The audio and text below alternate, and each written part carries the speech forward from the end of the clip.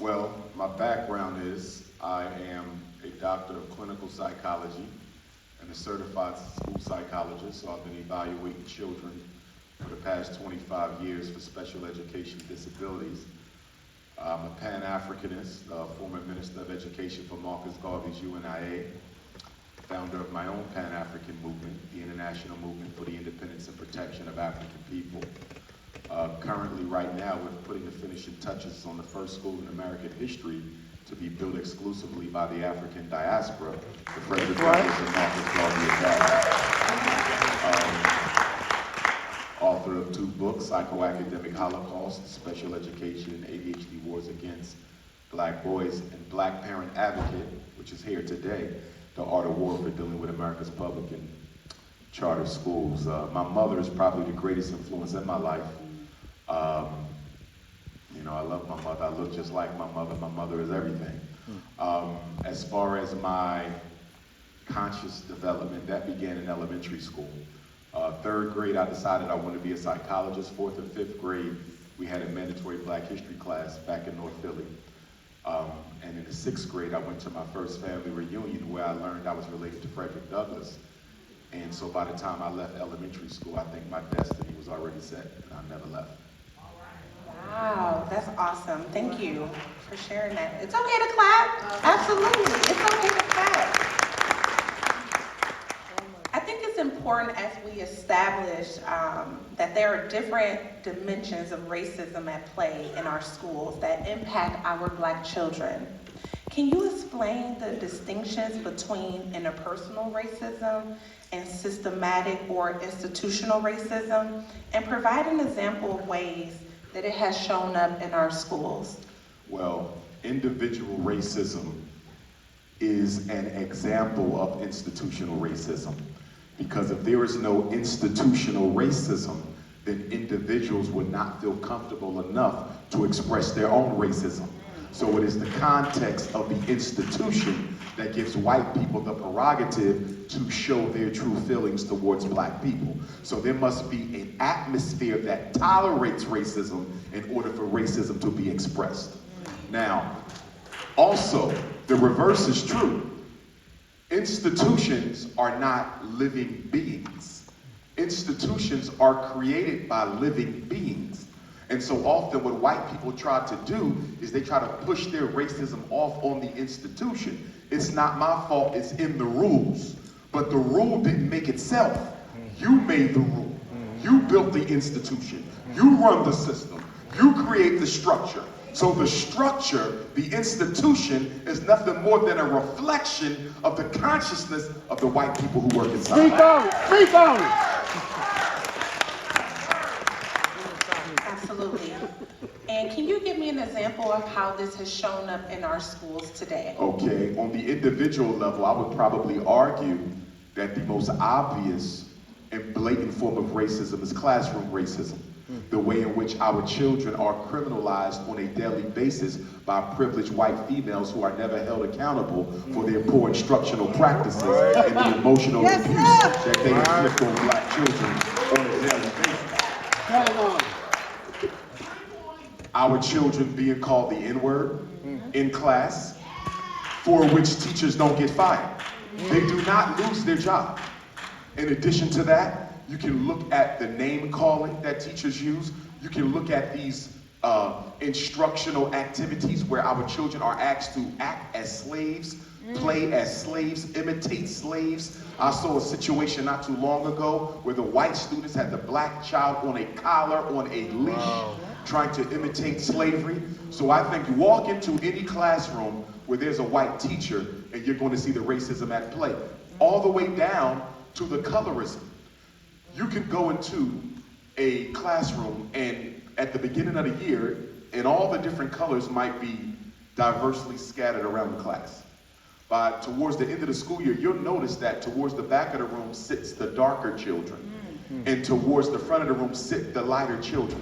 You see the same thing when you compare mentally gifted classrooms to classrooms for the emotionally disturbed or the intellectually disabled. The emotionally disturbed class is almost always your dark-skinned Black boys. And the mentally gifted classroom is almost always your mixed race and lighter-skinned Black students. Racism controls the classroom. Racism dictates achievement. Here in Wisconsin, there's no way you can explain to me how this state has the worst black-white test gap in America. The only place that has a worse black-white test gap than Wisconsin is Washington, D.C.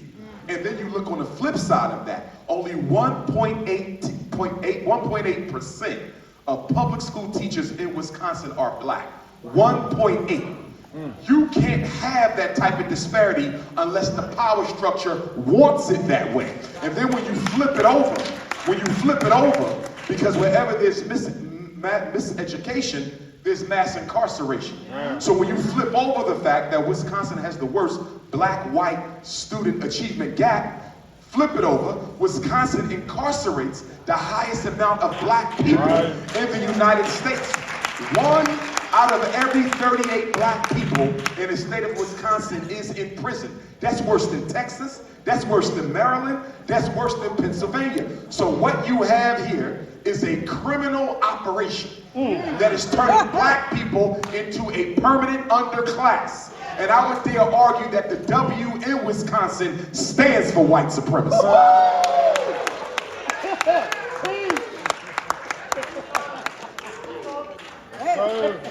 It's facts. Facts. And because you cannot control black people without the participation of black people, I can guarantee you that there's preachers in Racine, black ones, preachers in Milwaukee, black ones, preachers in Kenosha, preachers in Madison, who perpetuate this system by getting a couple crumbs from the slave master's table. There's elected black officials, city council men, city council women, state reps, state senators, your so-called grassroots community-based organizations who are the gatekeepers for the status quo, who perpetuate the black underclass because they get a couple dirty pieces of silver from the slave master. You cannot have the type of disparities that you have in Wisconsin without the black bourgeoisie, the untalented tenth, and the coon Illuminati playing their role to keep people in their place.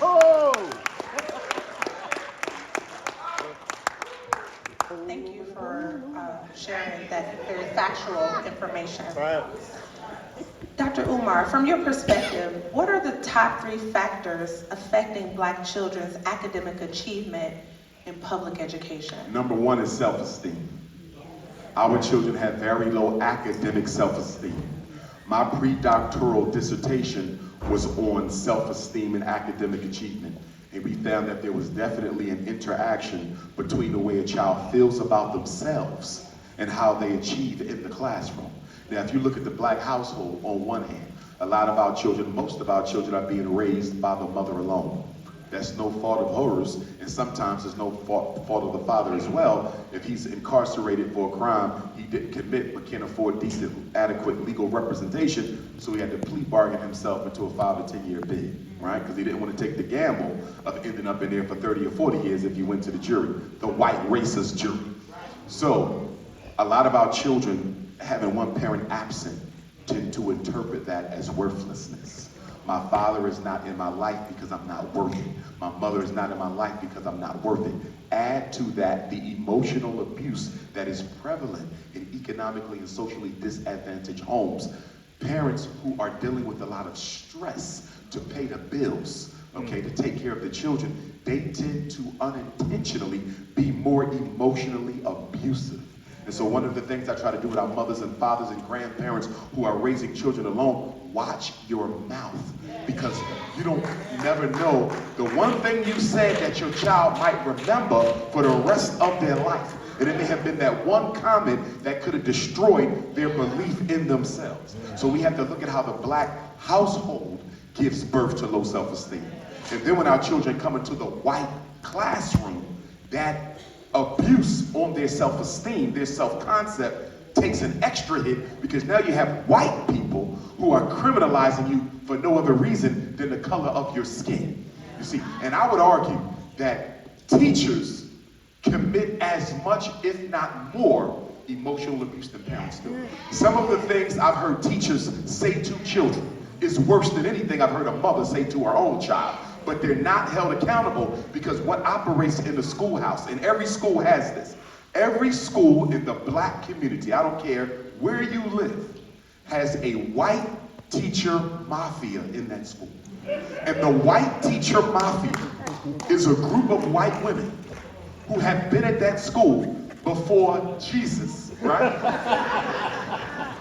They should have been retired, but they have so much power that they don't have to do anything. Just come to work. And they dictate policy in the school. They tell the principal what to do and how to do it. They tell the dean of students what to do, how to do it. They socialize all the teachers in the school on which children you can mistreat and which children we've identified to be the high achievers. They control school culture. And every black school in America has a white teacher mafia. And the reason why a lot of good black principals can't be good black principals is because they're scared of the white teacher mafia. If I'm the principal at your child's school and I'm trying to make the teachers teach, and them white women don't want to teach, they will go to the white teacher mafia. Usually the leader of the white teacher mafia is their teacher union representative. She calls downtown. Her husband is probably in the hierarchy. Her father is probably in the hierarchy. They whisper into the superintendent's ear or the chair of the school board ear, and they say, Dr. Ifa Tunde is down there making life difficult for the white teachers. All I'm trying to do is make them do their damn job. But because they don't want to do their job, guess who ends up getting put out the school? Not the lazy white teachers, the black principal who gave a damn. Can we hear two more things that is affecting the So you achievement? got esteem, number one. Number two, too many white teachers. Why do we always skip over the person in the classroom responsible for the instruction? Education is the only industry in America where the employee is never blamed for not doing their job well. If you're a doctor and you are mistreating patients, you lose your job.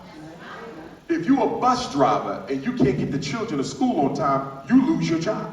But if you are a privileged white snow bunny in Wisconsin and you cannot teach, you will not be blamed. They will blame gangster rap, they will blame poverty, they will blame incarcerated fathers, they will blame mothers on welfare, they will blame underfunded schools, they will blame the rain and the snow and the tornado, but they will not blame that lazy-ass white teacher in the classroom. She is always exempt from our children not learning. And then they come to school and they say things like, because I'm a former principal, and they say things like, well, we can't really do our job without the parents. Don't get me wrong. Your job is that much more easier with the parents. But don't tell me you can't do your job without the parent. Because if you can't do your job without the parent, you should not be here. Because a child can still make it. If you got a teacher who care and a parent who don't, you'll still make it. If you got a parent who care and a teacher who don't, you'll still make it. If you got a parent who care and a teacher who care, you have to make it. But too often in the black community, we got parents who don't care and white teachers who couldn't care less. And the third factor, and this is going to be specifically for high school. I'm going to give you one specifically for K to 8, and I'm going to give you one specifically for high school. On the K to 8, another big issue we have is the over-identification of black children for learning disabilities, ADHD, and psychiatric medication. Special education has turned the black public school into a slave plantation. That's what it's done. And what a lot of us don't understand is that special education is a business. It is a hustle and a racket. Whenever I evaluate a child and classify them reading disabled, math disabled, listening disabled, comprehension disabled, autistic, intellectually disabled, speech and language impaired, what else we got? Blindness. brain injury, orthopedically impaired, traumatic brain injury. Whenever I put any one of those 13 federal special ed disabilities on that child, the school gets paid. The school gets paid. And the children in special ed get twice the money as the children in the regular class. So if I'm a principal, I'm a white principal or black, and I got 10 black boys in the 4th grade who are reading on the 1st grade. I know why they're reading on the 1st grade. It's not because they can't learn. They're reading on the 1st grade level because they haven't been taught. They're reading on the 1st grade level because the 1st grade teacher suspended those boys so many times. They were never in the classroom long enough to learn how to read. The 2nd grade teacher just got out of college, no teaching experience. She can barely read her damn self. The 3rd grade teacher took a maternity leave around Thanksgiving, and those boys had 12 substitutes from November to January, you see. So this has nothing to do with learning. It is poor instruction. But the problem is, and I'm gonna put this on us as black parents, we are too easy, we are too simple, we are too docile, and we are too willing to sign our children up for the special ed slave auction. It bothers my soul when I find a 5-year-old with a reading disability, a 6-year-old with a math disability, an 8-year-old with ADHD, and there ain't no such thing as ADHD. ADHD is a scam ran by the drug companies to make money off single-parented black boys whose fathers were incarcerated. Look at this. Wisconsin incarcerates more black men than any other state. Right. Many of them are in jail for non-violent drug-related offenses. So they went to jail for selling crack. But they will take the crack that put the father in jail for 10 years, call it Ritalin, call it Concerta, call it Adderall, call it Meditate, and they'll give that same crack to his son so he can sit still long enough to learn about Christopher Columbus. That's hypocrisy. That's right. So we gotta slow down the special ed. We gotta slow down the ADHD, because what ADHD really is, ain't no daddy at home disorder. Ain't no daddy at home disorder. Now let's go to high school. Why do we have so many black children dropping out? And our children drop out as early as the 9th grade. First of all, they psychologically checked out in elementary school. But because we were not paying attention, we didn't realize they had already psychologically checked out. They dropped out in the 9th.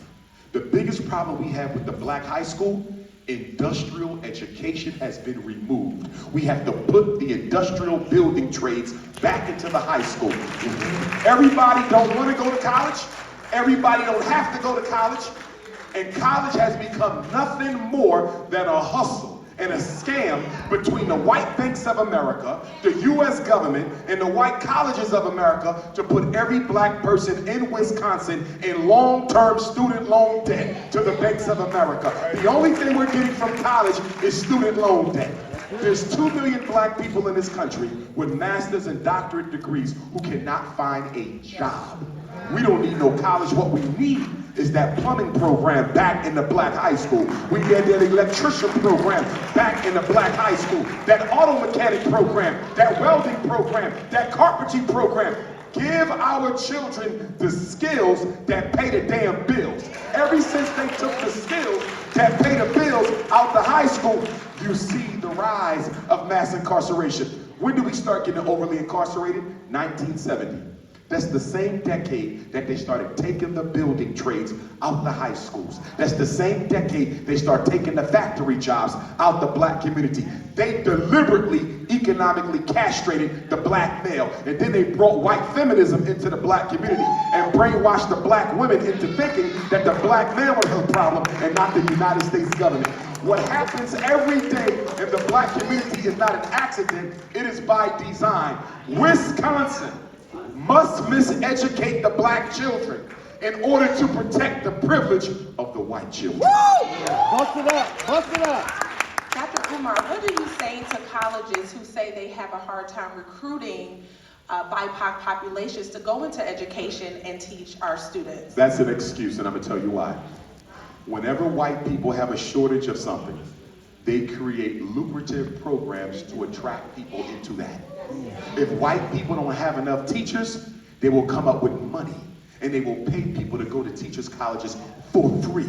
They will give them emergency teacher certificates. If there's a will, there is a way. Only when it comes to black people is there always a barrier, but there's never a barrier when it comes to white people. We have enough historically black colleges across this country that if the school board of Racine, Wisconsin gave a damn, or if the State Department of Education of Wisconsin gave a damn, they would create a partnership with at least 5 or 6 HBCUs, and they would create an HBCU to Wisconsin teacher funnel line. It's easy to do. It's easy to do. They don't want to do it because they love the fact that the teachers are all white. They love the fact black people are going to jail. They love the fact our children are being undereducated because according to the religion of white supremacy, competition is a sin. And the best way to keep black people from competing with white people is to miseducate their children. The conditions and disparities in our schools are reflective of the condition and disparities in the broader community, which you've touched on a little bit. Racine has been identified as the second worst place for black people to live due to the many social disparities and impact of our black residents. So can public schools realistically improve conditions for black children in our schools without effectively addressing the broader issue, which is the disparities in our communities? Absolutely you can. The most predictive statistic of whether or not a child achieves is not the teacher's background, it's not the parent's income, it's not education, it's not a 2-parent home, it's not poverty, it's the teacher's belief that the child can succeed. The problem with our classrooms, going back to the person who's leading the classroom. See, the problem with education, again, is the leader is never held accountable. If the teacher can't lead those children into learning, why is she still there? Replace her. And on top of the HBCU to Wisconsin teacher pipeline, where is the black male teacher to Wisconsin pipeline? Our boys need strong black heterosexual men in the front of the classroom because they don't have them in the home. You put a black man in front of a black boy who don't have a father, that boy will break his back to please that teacher. The white power structure knows this, but the problem is, this is America. And in America, snow bunny privilege rules. So they're not going to lay off a couple hundred white teachers for the best interests of black boys. They know that those white teachers are the problem, but they want to blame everything else but her. And then we as a community, we also protect the snow bunny because we'll start saying, well, let's just put black history in the schools and that'll help. No, it's not. You know why? Because the white teacher is the one teaching the black history. And that's why I'm not a supporter. I am not a supporter of black history in the schools as long as white people are going to be the ones teaching it. I don't want no white woman giving my daughter Harriet Tubman. I don't want no white woman giving my daughter Sojourner Truth. I don't want no white man giving my son Marcus Garvey. I don't want no white man giving my son Frederick Douglass. Because if you let a white person recreate your child's psychohistory for them, they will do it in a way that disparages that child's self-consciousness. We as a community have to understand that there's some things we got to do our damn self, and teaching our children who they are is one of them. You don't see Chinese people begging Arabs to teach Chinese kids who they are. You don't see Jews begging Mexicans to teach their children who they are. You got a church on every other corner, so if you got a church on every other corner, you should have a black history class on every other corner.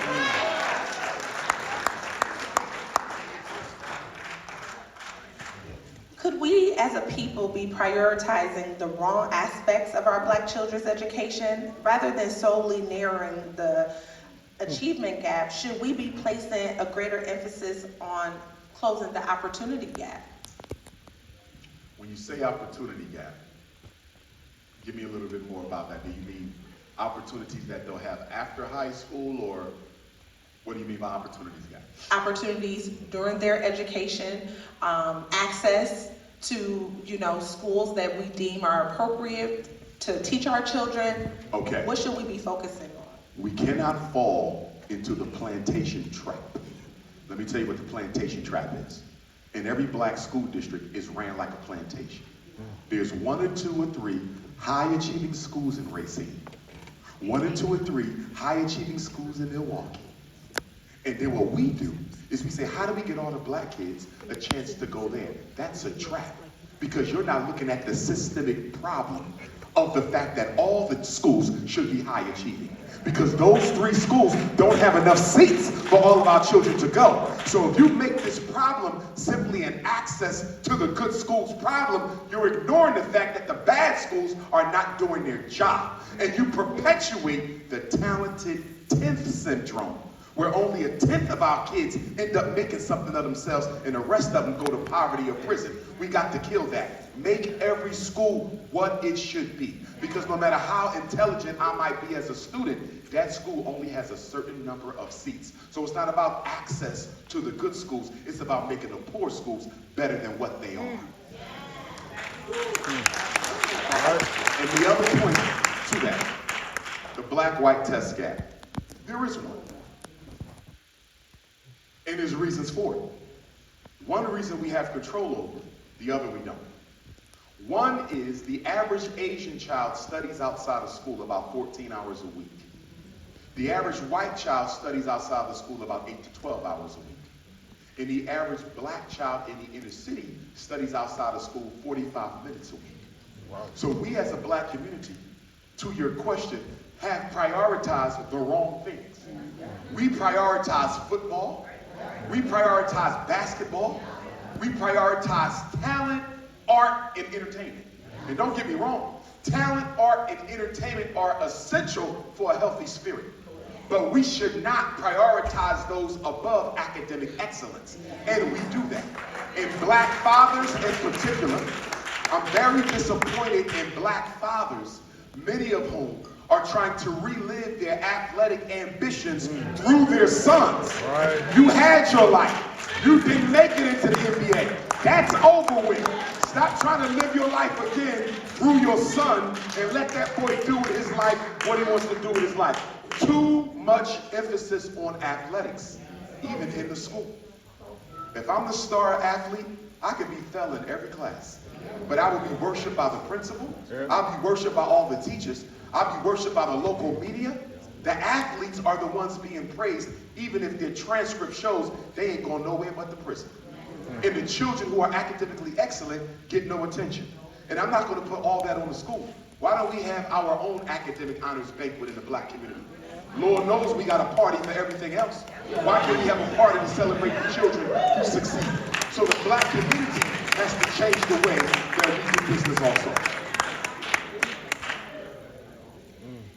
Is it time for transformative change in public schools? What needs to change to improve the educational outcomes for our black children? So I know you talked about increasing the number of black teachers in the classroom. What else needs to happen to truly be transformative? Absolutely. If I were superintendent of a school district in Wisconsin, or better yet, if I was state secretary of education for all of Wisconsin, there's 5 things I'm doing my first day of office. Number 1, we are putting at least 3 industrial building trades in every black high school.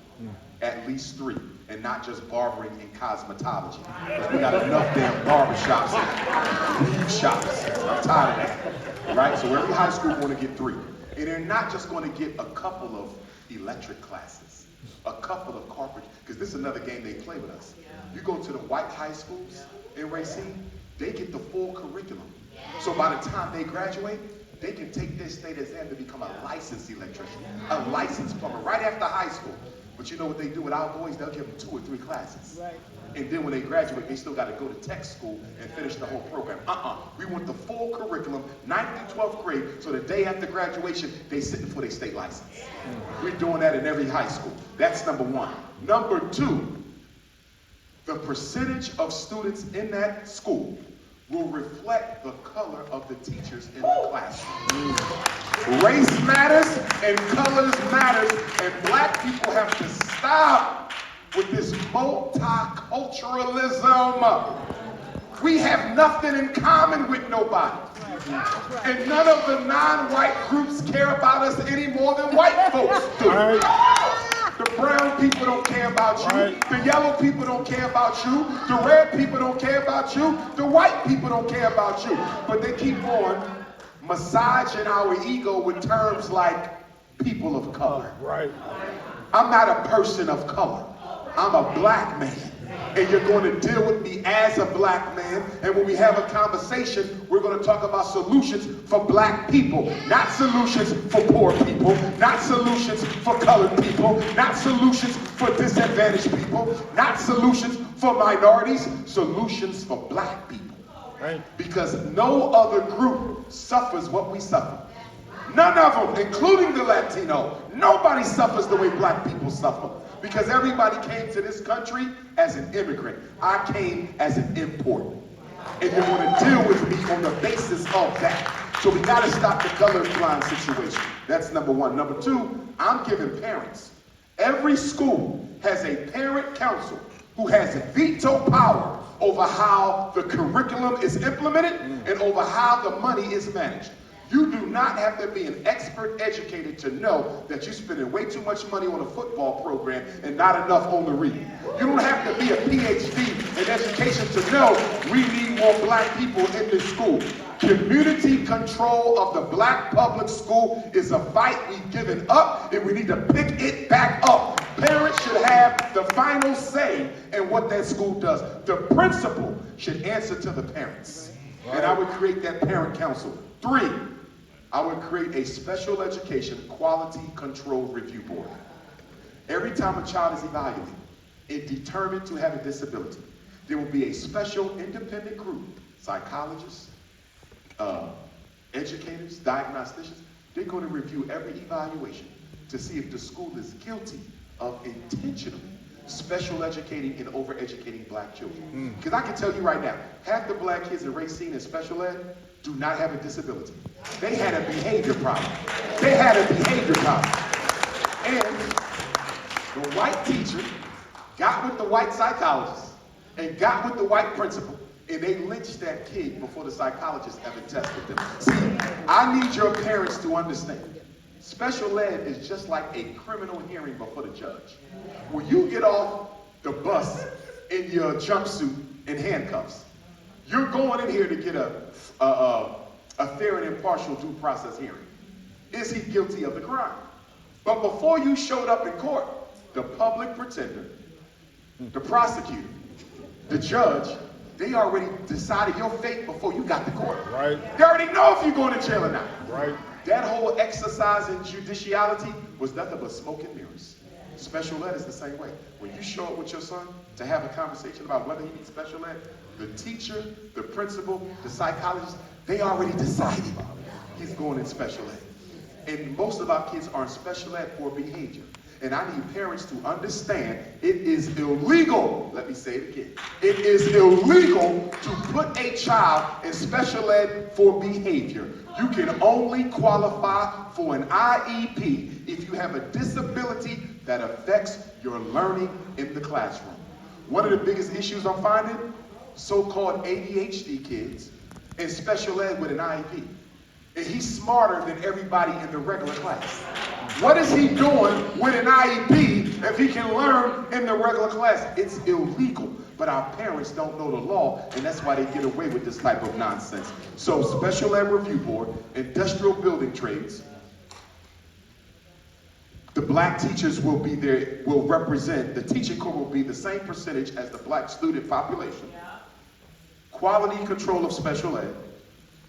And the 5th thing that I would do is I believe the 5th thing needs to be an entrepreneurial program that trains our children in the art of building and financing your own business. Because the days of America giving jobs to black people is over. Nobody's hiring us no more. We have to be able to create businesses on our own. And the top 1% richest people in this country and the top 1% richest people in this world never went to college. They are realtors, they are stock investors, they are business persons. And we need to teach our children that there are roads to success other than the college degree. I would create an entrepreneurial program. Awesome. Those are some viable options. I hope you guys are taking notes. Dr. Umar, I'm surprised you didn't mention increased pay for teachers. So No. I know. Unless, I would say this, I have no problem increasing an educator's pay, because teaching is not an easy profession. When you care. It's very easy when you don't care. When you care, only when you care, is it difficult. I have no problem increasing a teacher's pay. I'm a fan of merit-based pay. So every teacher has the standard salary. You can earn above that based on your student achievement. Here's the problem we have in the black community. We have white racist teachers unions. And let us remember, both of the two major teacher unions were opposed to school desegregation back in the 50s. They don't like black children either. The job of the teachers union is to make the white teacher's job as easy as possible. So when you try to hold teachers accountable, the union steps in and say no. When you try to fire teachers who can't teach, the union steps in and say no. The teachers union is the biggest obstacle to educational change. Why do you think Bill Clinton didn't do nothing for the schools? Barack Obama didn't change nothing in the schools. Donald Trump didn't change nothing in the schools. Joe Biden didn't change nothing in the schools. Your governor didn't change nothing for the schools. Your mayor, you know why? In order to become a president, a governor, a mayor, a senator in racist America, you must get the endorsement of two unions, teachers and police. So if you're wondering why police are still killing black folks without no accountability, if you're wondering why teachers are still miseducating black kids with no accountability, it's because everybody is afraid of the Fraternal Order of Police, and everybody's afraid of the American Federation of Teachers and the National Education Association. That's the Democratic and Republican Party of white teachers in America. They are scared. And this is why, not to get off topic, but this is why, when we talk about electing black people to represent you in Wisconsin, you have to make sure you are electing black people who are not dependent on white police money and white teacher money, because any Negro running for office being financed by the teachers union or the police union is a sellout waiting to happen. Right. You gotta be independently financed to fight for black people. And the reason why most of our black elected officials are damn near useless is 99% of them are Democrats. They do whatever the Democratic Party tell them to do. They are Democratic Party plantation slaves, and they are financed by the white corporations of Miss Wisconsin. And once you take the white man's money, you got to do the white man's bidding. So I do not vote for black people who are not independent candidates. Because if you are not an independent candidate, you don't have an independent agenda, you don't have an independent mind, you don't have an independent plan, and you ain't got no damn independent courage. So you better be free. Only if you are independent are you free to help black people. But 99% of the time, we are always voting for people who are controlled by other people. And we wonder why we get nothing from them. If Racine wants to change, Racine black community got to come together. Milwaukee black community got to come together. And then Racine and Milwaukee got to come together on the state level, put our money together. Because if you say you want to run for governor, you want to run for mayor, our first question to you, if we want you, how much money do you need to beat the incumbent? You say, I need $2 million to beat him for radio, for newspaper, for t-shirts, for street team, for campaign offices. Give me $2 million, I think I can beat him. That means what? We got to sacrifice our weave money. We got to sacrifice our chicken money. We got to sacrifice our Air Jordan money. We got to sacrifice our restaurant money. And we got to put that money together and finance her. So once she wins, she don't owe nobody nothing but us. Until we do it that way, we'll never get anything. As we're on the topic talking about the stand that the black community should be taking, what do you say about local black organizations, churches, or the NAACP? What should these organizations or structures should be doing to step up and help our black children outside of the classroom? As far as the National Association for the Advancement of Certain Light-Skinned Mixed-Race Colored People, I would say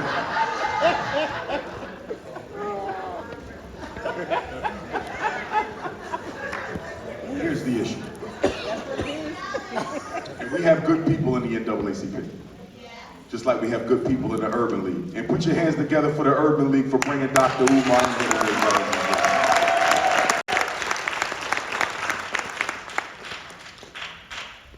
But here's the issue. No organization financed by white people can ever ultimately bring justice to black people. That is a rule that we keep on violating because we're so thirsty for public funding. The Frederick Douglass Marcus Garvey Academy that I'm building, I'm constantly getting Negroes who want to tie me up in government funding. They're saying, with your credentials, your background, why are you doing it the hard way? Why are you only using black people's money? Why don't you get some of this COVID relief money that's out here? If I take that money, I become beholden to them. I got to do things the way that they want me to do them. I don't want that. Yes, it's harder to do it this way, but this is the only way we are in control. The black community got to decide, do we want it easy or do we want it the right way?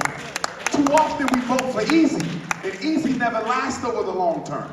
The only way it's guaranteed is if you control it yourself. The black church has not been about the business of helping black people since Dr. King's assassination. When Dr. King got assassinated in 1955, and I keynoted the 55th memorial in Memphis a few weeks ago, the black church retreated away from the front line of liberation struggle. And the black church reinvented itself. It used to be an institution of agitation. The black church has now become an institution of accommodation. The black church is all about kissing the backside of the government in exchange for money and for funds. And then the black church will tell black people, we don't get involved in politics. Well, if you are not political, why in the hell is the church the first stop everybody running for office makes when they're trying to get elected? If you're not political, I don't want to see no more governor candidates. I don't want to see no more mayoral candidates. I don't want to see no more state legislature candidates. If you are not political, keep the damn politicians out the pulpit. The issue with the black church is the black church takes three things from black people that we cannot afford to waste. Number one is our damn money. We give the black church about $3 million every Sunday nationally across this country. Can somebody explain to me how an institution that gets $3 million a Sunday ain't got a damn school for our children, ain't got a hospital for our elders, ain't got a bank for our young people, ain't got a supermarket for our families to eat healthy food? You don't provide a single institution, but you training us of millions of dollars. And then you want to talk about the Asian that's exploiting us, and the Arab that's exploiting us. What about your sellout ass that's exploiting us as well? So that's number one. Too much of our money, too much of our time. Time is the most precious resource you got.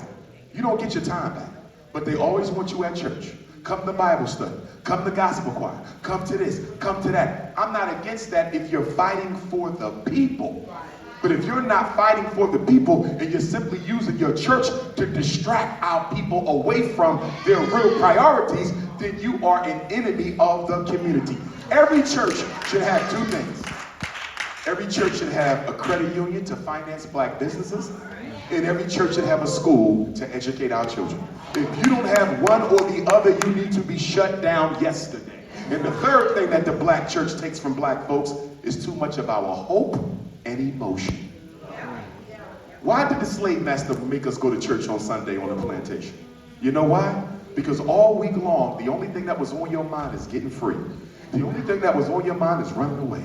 The only thing that was on your mind was joining Nat Turner, joining Gabriel Prosser, joining Denmark Vesey. But the church, the pastor made you go to church and dance and pray and sing because he knew that in that Sunday experience, a lot of your revolutionary passion would be dissipated. And you'll be ready to go back to work on Monday. That is the same function that the church plays today.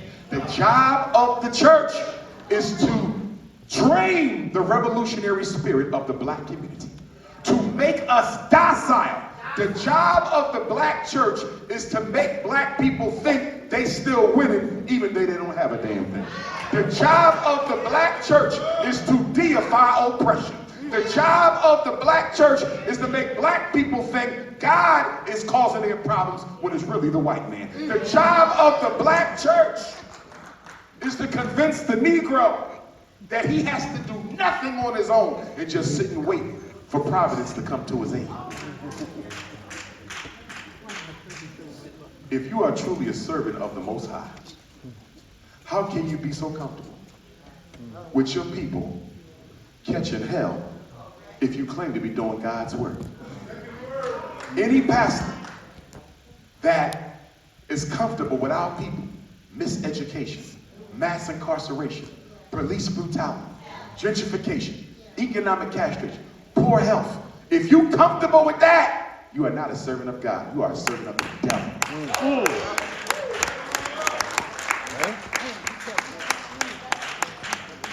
As we talk about different strategies that should be incorporated in these educational models, is there any school system that has gotten this right? No, and they will not. Schools cannot allow black children to succeed. Let's go back to 1955. Brown versus Board of Education Supreme Court decision. That was, 54, because they killed Emmett Till a year later. So in 1954, the U.S. Supreme Court said race has no place in education. And every school district in America was ordered to desegregate, quote, with all deliberate speed. Well, here we are, 60 years later, the school districts still have not desegregated because white people are so racist that they don't even want their kids to sit next to yours. Do you know when we got the biggest explosion in private schools in America? Between 54 and 74. Between school desegregation and special education. It was only when special ed came that white people start bringing their kids back to the public schools, because with special ed, they knew that the black children would be resegregated with the learning disability, resegregated with the intellectual disability, resegregated with the emotional disturbance, and now more recently, resegregated with the ADHD. Special education was an agreement between the white racist public school and the federal government. The federal government said, look, we don't care about black kids, but we in Vietnam trying to make the world safe for white hypocrisy. So we need you to accept these black kids in the school. We don't want the black kids in our school. Okay, this is what we're gonna do. We're gonna let you resegregate them. Let them come into the school so it looks like this is a desegregated school. Once they get inside the public school in Racine, get them tested by your school psychologist, get them labeled, and now you can separate them again. We're not going to say we're doing it because they're black. We're going to say we're doing it because they can't read, or they can't count, or they can't sit still. Special education is the resegregation of black children. Listen, white people are spiritually incapable of treating black people fairly. I need y'all to understand this. This ain't got nothing to do with no culture. This ain't got nothing to do with no education. Their genetic system don't allow you to treat you fairly. So waiting on white people to equalize the playing field with black people is probably an exercise in the most ridiculous insanity I've ever heard of. Why would a white woman help a black boy take food off the table from her white son? Why would a white teacher prepare your kids to take a job from her white daughter? Nobody is ever going to help the enemy outdo their own. And that's why they keep white teachers in charge of the education. Here's the point I want to get to. The schools were not desegregated in 54 to give black children a better chance. The schools were desegregated in 54 because up until 54, black children were outperforming the white ones. See, when we were segregated, we were outdoing them. Remember, we invented the gas mask before we sat next to white kids. Right. We invented the stoplight before we sat next to white kids. We was inventing the helicopters, the refrigerated truck, the baby carriage, the radio before we sat next to white kids. They did not desegregate because we were behind. They desegregated because we was too far out front. Right. And they desegregated the schools to dumb down the education of the black child. And ever since they desegregated us with the whites, we ain't been producing nothing but football players and basketball players. It was a takeover. We should have never integrated. We should have never integrated. To put a black child in a classroom where white racist children and a white racist teacher can be considered nothing other than psychological terrorism. It's psychological terrorism to ask me to learn with hostile classmates and a hostile white teacher. So why do black people keep sending our kids into those situations? Because slavery convinced us that we are nothing without white validation. And that's why Negroes are still chasing acceptance by white people. This is why the minute we get a halfway decent job and a master's degree, we move right into a white suburb where nobody even wants to be bothered with you. Why do black men date and marry outside our race more than all other men put together? Because we are seeking validation. Speak on it. We have to stop trying to be them. How you going to get respect as the oldest people in the world imitating the youngest people in the world? It don't make no sense. The solution is we got to build our own schools. We got to go back to what we were doing before 55. Create your own schools. But the problem with that, as you can tell by the silence in here, black people are not interested in taking financial responsibility for our own destiny. We are a $2 trillion community. We're the richest group of black people in the world in terms of income. And there's not a single black Wall Street in black America. 50 million Africans across 50 states, and nowhere can I go will I find a black school, a black hospital, a black bank, and a black supermarket in the same community. But we spend $30 billion on weaves and perms. We spend $2 billion on Nikes. We spend $4 billion on liquor. We spend $800 million on chicken, turkey, beef, and pork. We spend billions on video games and cable television, but we won't even create an institution for ourselves. Why? Why do you see the Chinese come to Wisconsin? The first thing the Chinese do is build institutions. First thing the Mexicans do, build institution. First thing the Arabs do, the European Jews, build institution. Why don't we do that and we've been here longer? Because slavery stole something from us that we better get back. And that is simply this. Slavery made black people feel comfortable having no control over your destiny. And we're the only people who are content to be led by white folks. Nobody else will ever let another race tell them what to do except an enslaved Negro. Right?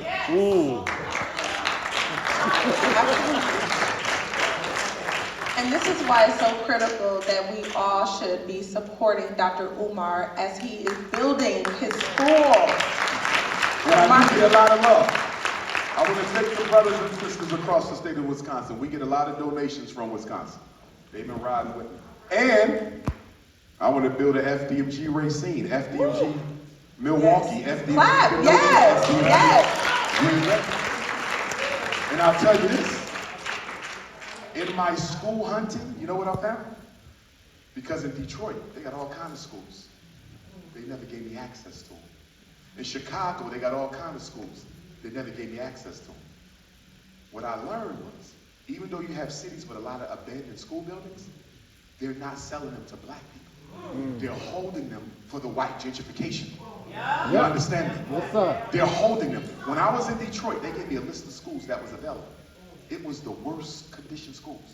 No roof, basement filled up with water, no back on the back of the building like it was in World War II, but right across the street is a brand new public school. What about this one? That's not on the list. Why is it not on the list? We can't discuss that. So I figured it out. All the good conditioned schools, they're holding them for white people. Why? If we're trying to gentrify black people out of Racine, if we're trying to gentrify black people out of Milwaukee, we can't let them open up the school because the school is going to keep them married to the community. So in order to get them out, we cannot let him buy a school here. And that's why I've had so much difficulty getting schools in large black cities, because they see me as a threat to their gentrification agenda. So what should black parents be doing to push against this? What should we be doing to push against this? And I'm not a parent, but I am a parent because I educate thousands of black children, and so I treat them and love them as such, okay? So I'm just as passionate. But what should black parents be doing to push against what you just described, but also to advocate for their child in the school? And Queen Mother Hodges sent me a text of the Urban League about my Black Parent Boot Camp. And so one thing that we have to do right off the top is I have to come back to Racine and do my 12-hour Black Parent Boot Camp. This is a training I do. We start at 8 in the morning, we go to 8 at night. We do break for lunch and things like that. But I teach parents how to effectively advocate for their children. We go through the psychological evaluation, how to read it, how to understand it, how to criticize it. The IEP, all the disabilities, how to write a letter, how to conduct yourself at a meeting, what is the 504, what is not the 504, okay? How do you qualify for special education? The psychological assessments that we give, the federal civil rights that are relevant to the schoolhouse, we go through everything. And once the parent goes through that 12-hour training and they rehearse the information that I give them, they get a packet that they keep. They will be able to effectively protect their child from anything the school throws at them. So number one, I gotta come back and do the boot camp. That's number one. Number two, I have an organization called the National Independent Black Parent Association. We need to build chapters of it throughout Wisconsin. This is an organization that consists of 7 committees. A special education committee to fight against special education fraud and special education abuse. Why are there kids in special ed who should not be? Why do we have kids who've been in special ed for 12 years who are not intellectually disabled and still can't read? Okay? Why is it that this school in Racine has the highest special ed referral rates in the entire district? Why is it that this teacher seems to refer damn near every black boy for a reading disability evaluation? We have to look at the special ed patterns in the district. Why is this school sending kids to special ed in kindergarten? And then we have to fight back systemically against special ed abuse. So that's the special ed committee. And then you have the discipline committee. I also learned that Wisconsin suspends black children more than any other state in America. Why are so many black kids being denied education? Because that's what a suspension is. It's a denial of education. Why are so many black children being denied education in Wisconsin? And which teachers are most responsible for it? Because as far as I'm concerned, if you have a suspension rate that is above the norm, you should lose your job because you're clearly not interested in teaching black folks. So you have your discipline committee, and then you have your policy committee. Change the policies that negatively affect our children. I'm gonna give you an example of the one right now. Your daughter is high achieving. There's a certain school that you want her to go to. But guess what they told you? You don't live in that zip code. Is there any state law that denies your child the right to cross zip code to go to school? No, that's not a state law. That is a local school board policy. And you can change a local school board policy by putting pressure on the school board. The law comes from the state. Policy comes from the school board. Any policy in Wisconsin schools that's not helping our kids, we can change it on the local level, and we don't need legislatures to do it. All we have to do is put pressure on the school boards. So we need a policy decision, because there's a lot of racist policies in the schools that shouldn't be there, but we never fight against them. How many black kids have been identified as mentally gifted in Wisconsin over the past 5 years compared to the white ones? How many black kids have been allowed to participate in college prep and advanced placement classes? Because that's another form of discrimination. That is a big form of discrimination. The high achieving black kids, they never get invited to the AP classes. All the white kids are in there. Why these black kids ain't in there? And then the teachers will say things like, I didn't think he was really interested. That's not your damn decision. If he got the grades for it, you're supposed to invite him to it. So there's a lot going on the policy level that we can change. So we need a policy committee. And then we need a finance committee. How is the school district spending your money? When is the last time a black person had a contract to clean the bathrooms? When is the last time a black person had a contract to provide the kitchen staff? When is the last time a black person had the contract to get rid of the old and broken furniture? Everything in the school district is provided on a contract, and you got to find out who are getting the contracts. You do not need a high school diploma to clean a bathroom. And if you had the Racine, Wisconsin public school contract to clean a bathroom for 1 year, you could probably hire about 50 black people. We got to get in touch with the money. The next policy, parent advocacy. We need a group of black people in every school district in Wisconsin who are not afraid of white people, who can go into the meetings. Your mother want to see about your child.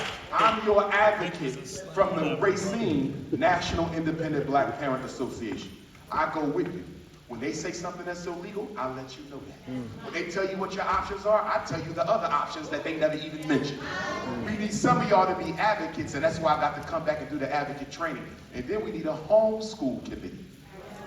What we got to do for parents who are ready to pull their kids out until we have our own school is we got to start a homeschool network in every city in Wisconsin. So the Racine Homeschool Network. So if you got 12 parents who want to homeschool in Racine, you just made it real easy. Parent number 1, you the reading teacher. Parent number 2, you the math teacher. Parent number 3, you African martial arts. Parent number 4, you social studies. Parent number 5, you gun training. Parent number 6, you understand me? And everybody donates 2 hours a day. And everybody gets educated. So that's the other committee. So when I come back, we're going to organize that. Because America has never wanted black people here long term. And America is doing all she can to replace us with other non-white people of color. They're bringing the Ukrainians here to replace us. The Afghanis to replace us. White Cubans to replace us. Southern European immigrants to replace us. This is why black people cannot be supporters of immigration, because the immigration has only come to replace you, except for our African brothers who are only about 1 or 2%. They don't count. You understand? We're being replaced. And the only way we're going to survive this is if we unite. Our biggest problem, as the Honorable Marcus Messiah Garvey said, the greatest weapon used against the Negro is disorganization. Malcolm X said, they're not outthinking us, they're out-organizing us. Stokely Carmichael, Kwame Ture said, if you organize a little, you get a little done. If you organize some, you get some done. But if you don't organize at all, you don't get nothing done. Let me give you an example of what I mean. Let's say your child goes to We Hate Black People public school in Racine, Wisconsin. He's been suspended 5 times, right? His mother goes up there to fight the suspension. But guess what, y'all? That mother didn't know that there's another mother in the same class dealing with the same issue. And they didn't know there's a third mother in the same class dealing with the same issue, because we so divided. If those 3 mothers would have showed up together for one meeting, this is no longer an individual problem, this is systemic racism. So we have to organize, because the more we are, the more we can carry forth our agenda. There's an African proverb that says, sticks in a bundle are unbreakable.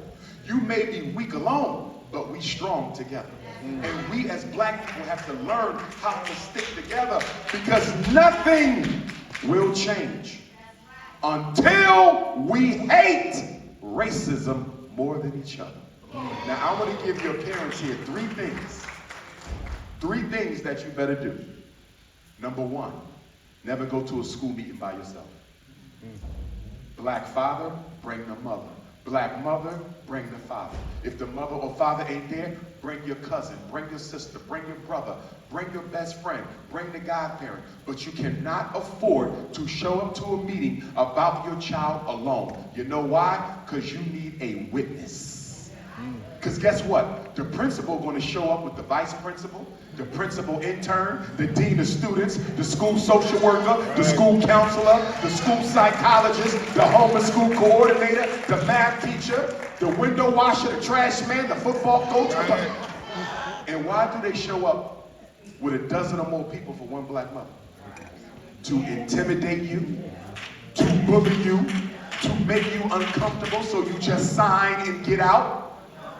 And also to make sure they got 11 people who are willing to lie about what they actually said. You have nobody that can testify to what y'all really said. Because I need y'all to understand something. Every school that serves black children got white teachers who suffer from what I refer to as academic amnesia.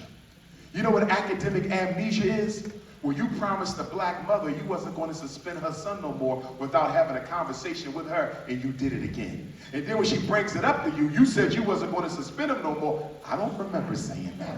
How many of y'all reminded them of what they said? I don't remember saying that. That's academic amnesia. So never go by yourself. And for black fathers, if you go by yourself and you raise your voice to that privileged white woman, the police will escort you out. You will be given a restraining order. You will never be allowed back into school again, and you can't even go to your child's graduation. I know fathers who can't even go to their child's graduation because they got caught alone with a snow bunny.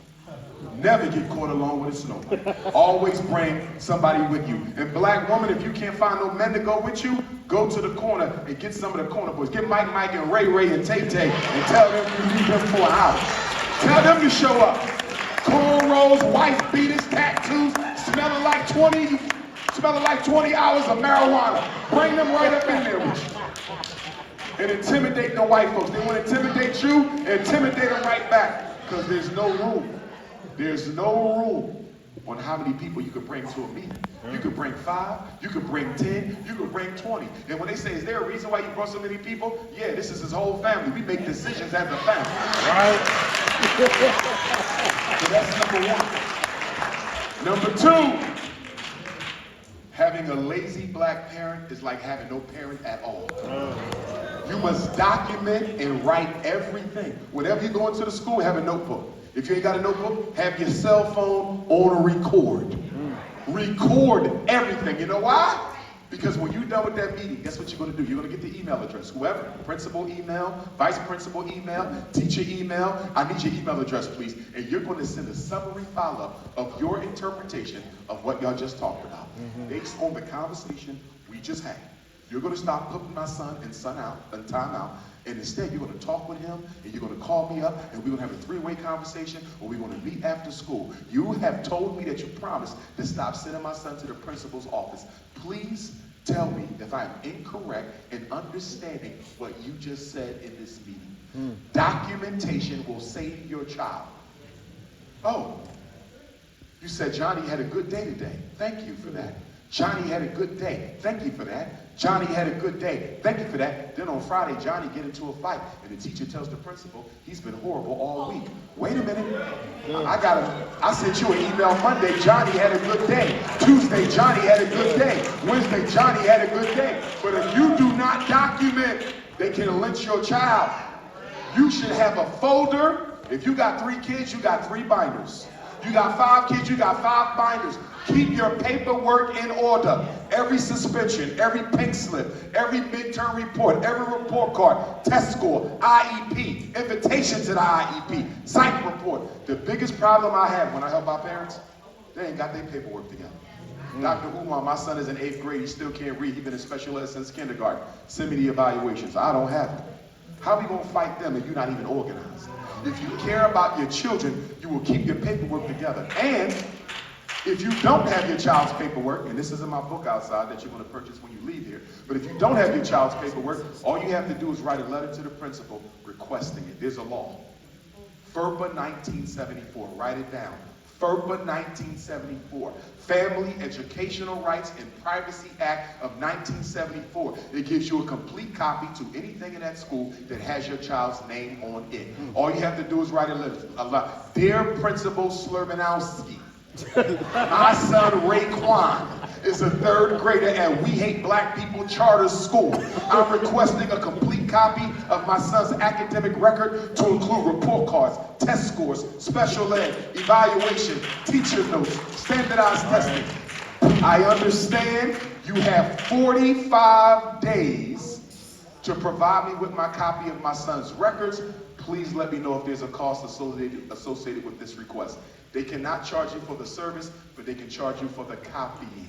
It only costs you about 20 bucks, unless you got a 12th grader who's been in a whole bunch of trouble. It might cost you $5,000. But normally, it should only be about 20. That's how you get all the paperwork. But I want to say this. It's still better to keep your own paperwork. You want to know why? A special ed child, and I hope my special ed parents are listening. A special ed child can only be suspended 10 total days throughout the whole school year. A regular child can be suspended 10 days per incident. A special ed kid, 10 total from August to May or September to June. I'm the principal. I suspended your kid 20 times.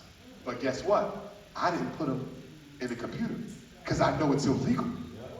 So when you ask me for a copy of his suspensions, you ain't gonna get 20. You're gonna get 5. And you're gonna say, I know he's been suspended more than this, but you can't prove it because you was too lazy to keep your own records. Keep your records together. Third thing, and this is for black mothers, stop telling the school your personal family business. Black women, you talk too damn much. I got to say it again. Black women, you talk too much. Your child's classroom teacher, even if she is sister, she is not your friend.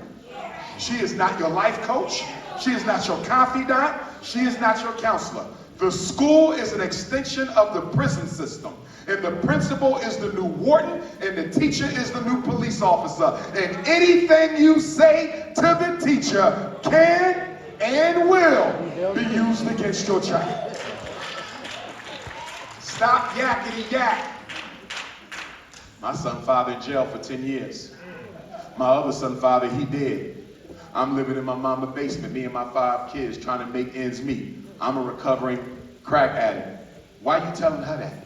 Do you know what you're giving her? All the ammunition to report your ass to Child Protective Services if you don't put that boy on kitty crack. Crack for kids. That's what I call Ritalin and Concerta. You understand? Keep your mouth shut. Because these white teachers are playing a psychological game on you. They'll cry with you. Oh my God. I didn't know it was so hard to be a single black mother. I'm a single white mother. My God, I've been raising my son. And so when you leave her office, she go right to the principal. Dr. Selfesteem. And they call the CPS on you. And she's telling CPS, oh, she smelled like she had marijuana. I think she was high.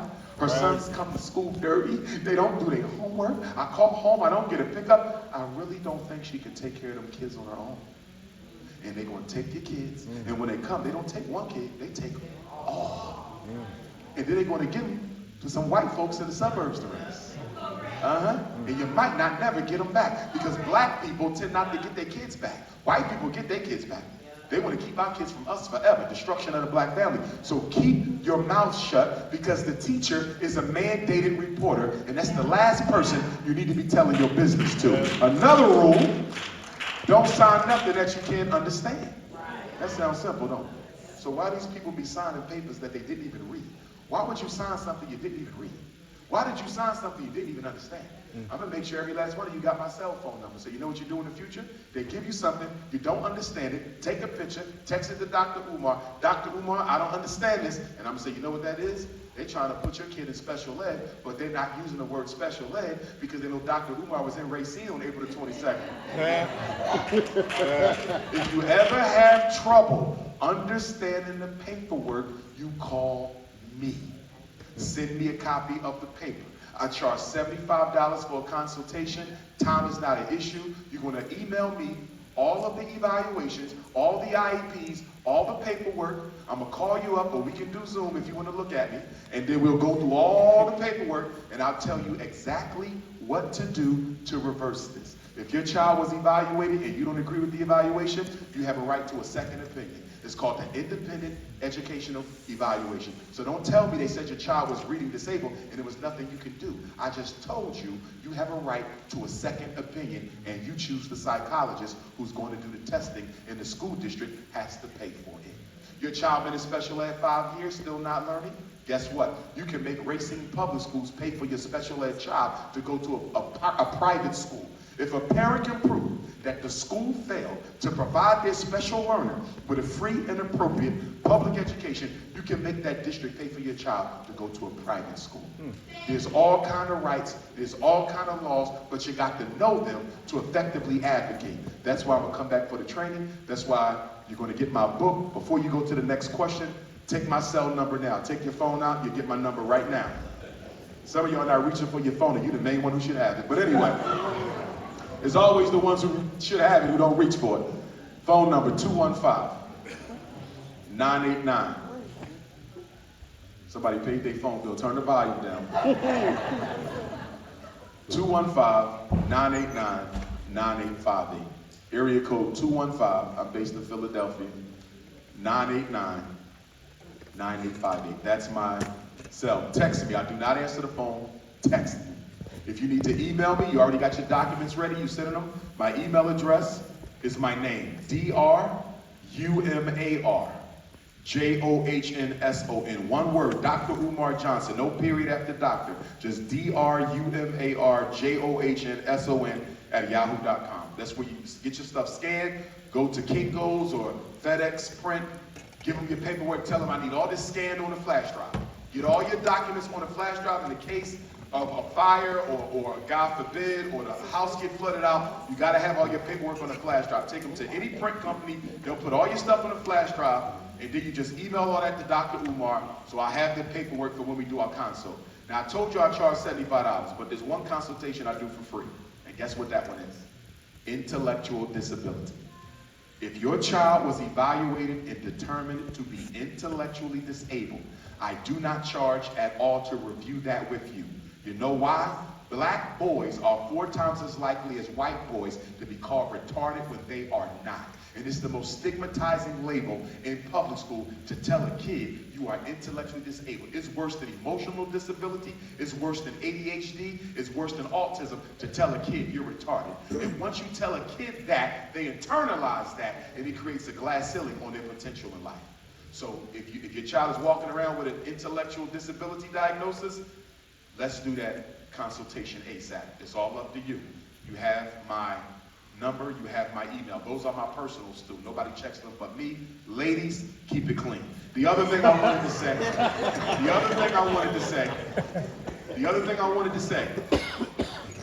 do not share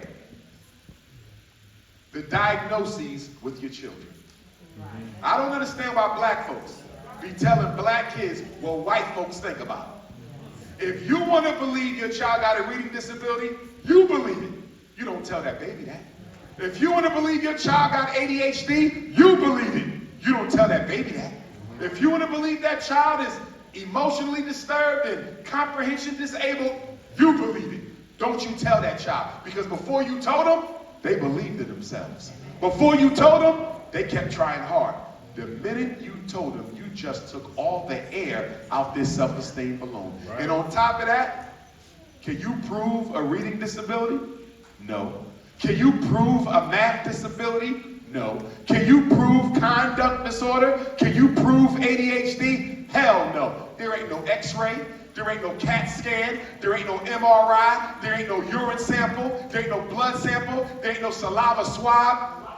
So Dr. Umar, if you can't prove a learning disability, how do they determine our children have them in the first place? Through white hoodoo and white voodoo. That's how they do it. Listen, when we evaluate a child, we give them an IQ test, reading test, math test, writing test, visual motor test, adaptive behavior test, psychological assessment, emotional assessment. We interview the parents, we interview the teacher, we review the record, we observe the child. That's it. Did any of those tests diagnose your child? No. The test only gave me scores. So how did they decide, based on these scores, that your child had a reading or math disability? They used their own personal bias, their own personal discretion, their professional hypotheses. You can't prove no damn reading disability. Most of our kids don't even have a learning disability. They have lazy disabilities. Your children are lazy. They don't want to learn how to read, and you don't want to make them. They don't want to learn how to count, and you don't want to make them. Which is why if I was in charge, we would diagnose the children. We diagnose the homes they come from. He not reading disabled. His mother is reading disabled. Show me a failing child, I'll show you a failing parent. Right.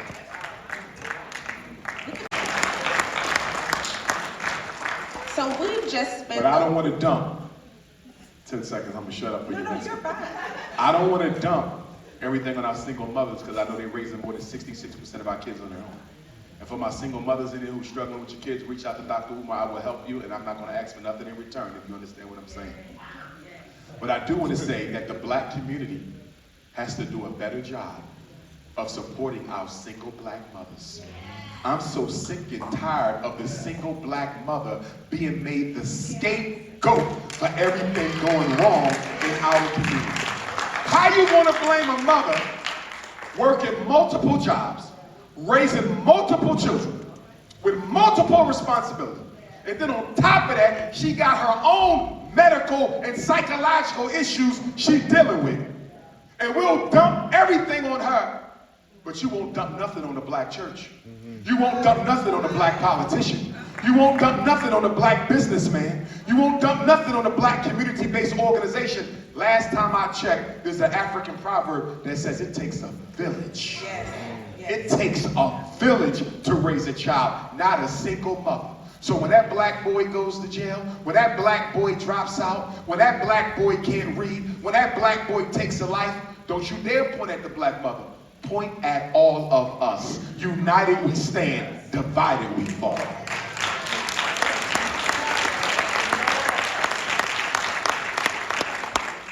So we've spent a great deal of time talking about the root of the problem, which, if you all were listening, stems back to the early 1900s. It's, way before we've gotten into our careers, for some of you all before you became parents, and so we know that this systematic issue has predated us. But we've also heard from Dr. Umar some action that we should be taking as concerned citizens, as educators, as parents, as a black people in order to combat this issue. So as we wrap up our segment today with Dr. Umar, I want to give him the floor to give us some very clear, concise action steps that parents should be taking when they leave this space today, that educators should be taking when they leave this space today, and what school districts must do when they leave this space today. Dr. Umar. Indeed. Number one, if you do not attend the weekly or bi-weekly or monthly school board meetings, you're not serious about your child's education. All policy is set at the school board meetings.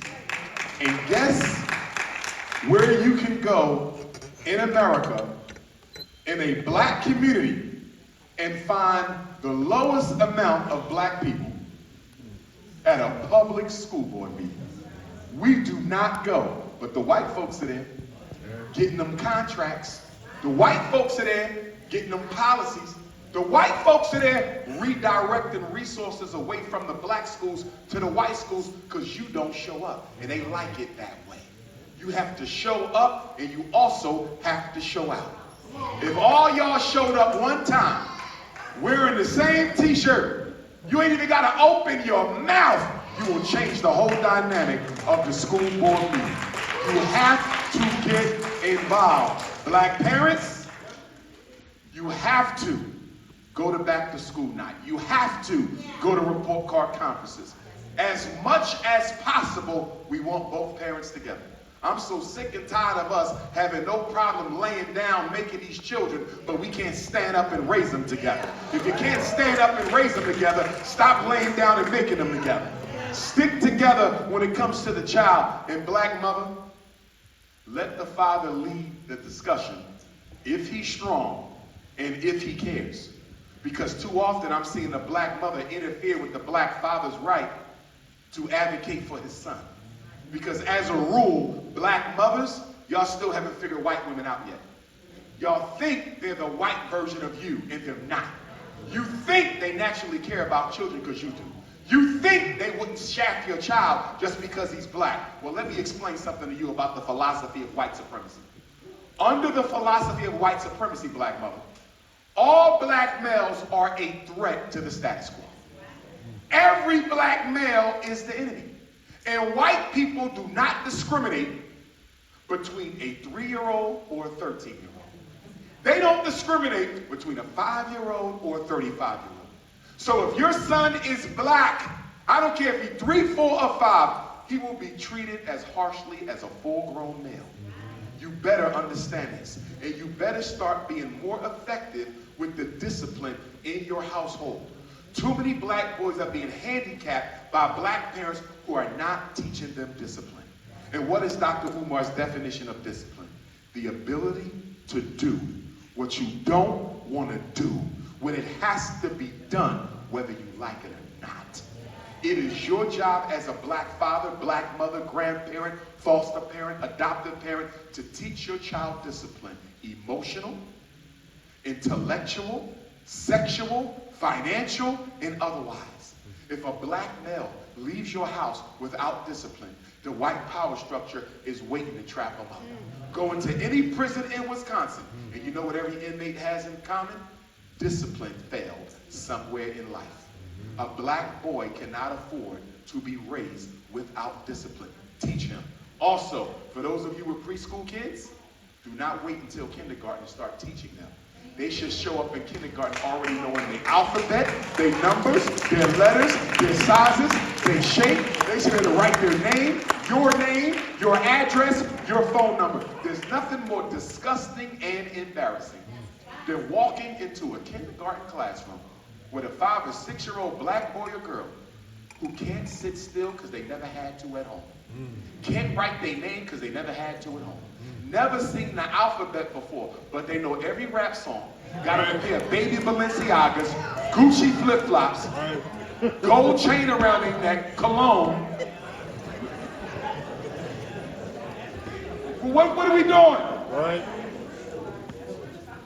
And guess what the white teacher going to do? You think the white teacher going to teach your child the alphabet? She going to ship them to special ed. Now the child ain't learning disabled, so technically it's illegal for her to do that, but because y'all like to sign anything that they give you, you're going to sign it, and your child will be sentenced to a life of special ed. And make no mistake, special ed is the school to prison pipeline. Once you put them in special ed, it's almost over. And one last piece, y'all.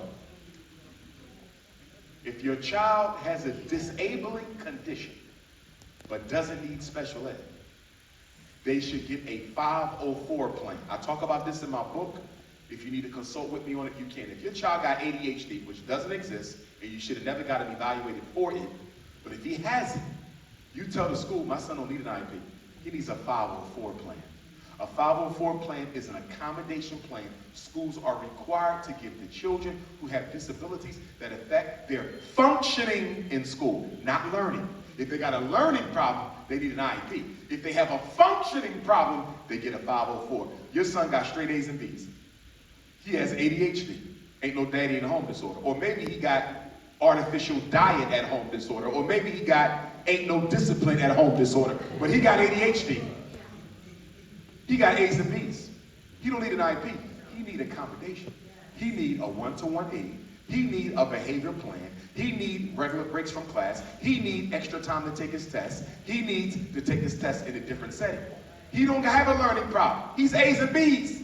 He's B's and C's. He ain't got no learning. Remember, no learning problem, no special ed. Please remember that. But he does need a 504 plan. Why don't schools offer y'all more 504 plans? Because they don't get paid for 504 plans. They get paid for special ed.